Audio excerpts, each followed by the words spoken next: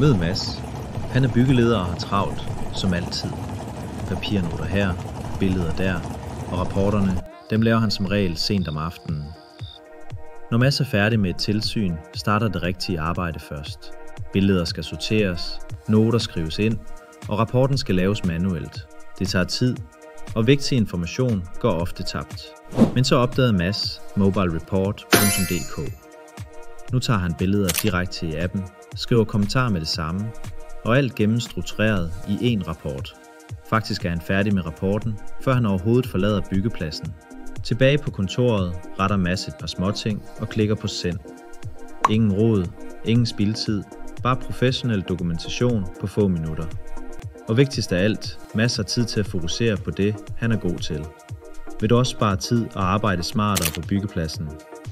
Prøv mobilereport.dk i dag og gør rapportering til den nemmeste del af dit arbejde.